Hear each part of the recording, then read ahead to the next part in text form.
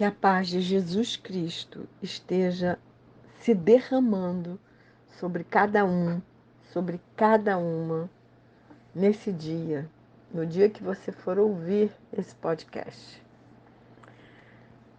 Queridos e queridas, hoje nós vamos ver a parte 2. Mês passado vimos a parte 1, hoje vamos ver a parte 2 da cura e restauração pela palavra. Então vamos começar a ler Romanos 6, de 12 a 14, depois eu pulo para o 18, depois eu pulo para o 22, 22 e 23. Diz assim a palavra de Deus: Portanto, não permitam que o pecado reine em seu corpo mortal, fazendo com que vocês obedeçam às suas paixões. Também não ofereçam os membros do corpo ao pecado como instrumentos da injustiça, mas como pessoas que passaram da morte para a vida. Ofereçam a si mesmos a Deus e ofereçam os seus membros a Deus como instrumentos de justiça, porque o pecado não terá domínio sobre vocês, pois vocês não estão debaixo da lei, e sim da graça. Agora eu vou ler o 18, Romanos 6, 18. E uma vez libertados do pecado, foram feitos servos da justiça. Agora eu vou ler o versículo 22 e 23. Agora, porém, libertados do pecado, transformados em servos de Deus, o fruto que vocês escolhem é para a santificação. E o fim, nesse caso, é a vida eterna, porque o salário do pecado é a morte, mas o dom gratuito de Deus é a vida eterna, em Cristo Jesus, nosso Senhor. Uma vez ressuscitados com Cristo, cabe a nós rejeitar o pecado. Foi isso que o apóstolo Paulo quis dizer. Na nova vida que a gente passa a ter quando o Espírito Santo nos convence que Jesus é o caminho, a verdade e a vida e que não chegaremos ao Pai se não for por Ele. Nessa nova vida, não devemos deixar o pecado reinar, não devemos nos oferecer ao pecado como servos da iniquidade. O novo homem, a nova pessoa, a nova criatura já ressuscitou. Então deve, portanto, ser servo de Deus. O pecado não domina a pessoa que vive debaixo da graça do Senhor, como dominava as pessoas que viviam debaixo da lei. Tendo em vista que o reino do pecado foi destruído, todas as tentativas por parte dele de recuperar o domínio podem e devem ser resistidas. O corpo, que antes era regido pelos desejos pecaminosos, pelas paixões da carne, não devem mais ser submetidos a eles. Não devem mais ser submetidos a esse reino, ao reino do pecado. Mas como conseguiremos isso se ainda habitamos nesse corpo mortal e pecador por natureza?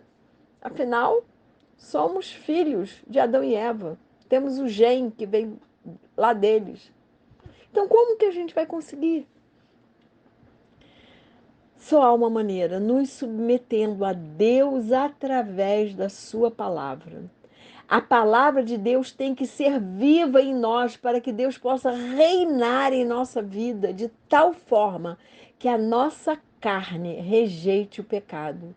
Tudo deve ser feito de maneira consciente, como uma expressão deliberada da nossa identidade em Cristo, da nossa nova identidade, que é uma identidade em Cristo. Como nesse processo Deus é ativo e nós passivos, nós nos oferecemos a Ele como forma de gratidão e alegria pelas suas bênçãos em Cristo. O versículo 14 é uma promessa e não um mandamento ou uma exortação. Significa que os crentes são capacitados pelo Espírito Santo a obedecer à lei de Deus como sinal de amor e gratidão. A graça leva-nos ao relacionamento com Deus e permite que encontremos nele a força necessária para levar uma vida de integridade, conhecer o próprio Deus e não apenas sua lei. Ajuda-nos a ter vitória sobre o pecado. Conhecer a lei somente faz de nós pessoas religiosas. E não podemos esquecer que a letra mata, mas o Espírito de Deus habitando em nós nos vivifica. O Espírito de Deus habitando em nós nos leva a um relacionamento íntimo com Deus. A liberdade da lei não autoriza a libertinagem. Todos nós somos servos ou do pecado ou da justiça e santidade. O servo do pecado não participa da justiça e da vida com Deus. O servo da justiça é livre do pecado e da morte. O servo da justiça é livre para dizer não ao pecado, para dizer não às pessoas do mundo que querem nos influenciar. Não é porque não podemos fazer determinadas coisas, é porque não queremos fazer.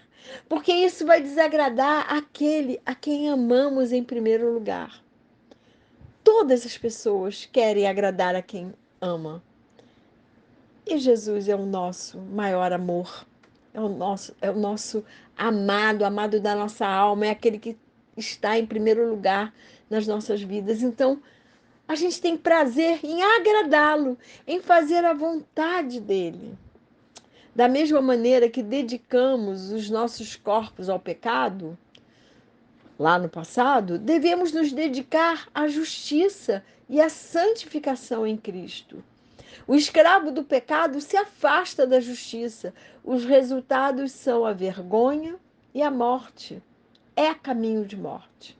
Pecado é caminho de morte. O servo de Deus, porém, foi liberto do pecado. O caminho dele leva à santificação e à vida eterna. E quando a gente peca, porque realmente a gente é pecador mesmo, pecadora, na mesma hora o Espírito Santo nos incomoda e na mesma hora a gente diz: Ah, Senhor, como eu preciso da tua graça. E a gente se arrepende, porque a gente tem uma vida íntima com aquele que habita no nosso coração. O salário merecido pelo homem, o salário do pecado, é a morte. Mas o dom gratuito de Deus, que é o não merecido pelo homem, é a vida eterna. Esta vida vem somente por meio de Jesus Cristo. Paulo frisa novamente o ponto principal dos primeiros capítulos, de Efésios, né? A carta que a gente leu. Tanto judeu como grego depende de Cristo para a salvação. Sem Jesus, ninguém é salvo. Sem Jesus, ninguém chega ao Pai. Ele mesmo nos disse isso lá em João 14:6. Eu sou o caminho, a verdade e a vida. E ninguém vem ao Pai se não for por mim. Então, sem Jesus, ninguém chega ao Pai. Ninguém é salvo. O reino da graça em Cristo foi projetado para propiciar uma vida justa. A liberdade da graça é a liberdade da contraposição ao senhorio do pecado e, portanto, é a liberdade para a obediência e serviço a Deus. Não se trata de uma liberdade para se submeter voluntariamente ao senhorio do pecado. Não, é o senhorio de Deus, de Jesus. Embora Paulo não hesitasse em ressaltar a atividade humana na vida cristã, ele reconhecidamente atribuiu toda a justiça à graça de Deus. Ele, na sua íntima relação que ele tinha com Deus, o Senhor já diz isso para ele: a minha graça te basta. Então, ele conhecia bem a graça de Deus e ele quer nos ensinar sobre isso. O oposto da servidão do pecado é o comprometimento com um novo estilo de vida que a graça de Deus produz. No versículo 22, há expressões assim: libertados, transformados em servos, santificação, vida eterna. Essas expressões são expressões em que Paulo traçou o processo completo da salvação de uma pessoa. Por meio da união com Cristo, somos libertos do juízo e da tirania do pecado. Então, nos tornamos servos da justiça, porque temos uma vida nova em Cristo. Essa nova vida nos leva a uma vida de santificação, uma vida de santidade. E santidade nos causa leveza, nos causa saúde mental. E o resultado final de todo esse processo é o dom da vida eterna. A minha oração por mim e por você é que o capítulo 6 de Romanos nos ensine o meio de remoção do velho homem, da velha criatura, o meio de remoção do domínio do pecado, o meio de remoção do salário do pecado. A minha oração por mim e por você é que sejamos livres do jugo, do senhorio do pecado, e assim sejamos curados e curadas pela palavra de Deus. E que o Senhor nos abençoe e nos guarde, que o Senhor faça resplandecer o seu rosto sobre nós e que o Senhor tenha misericórdia de nós. Que sobre nós o Senhor levante o seu rosto e nos dê a paz.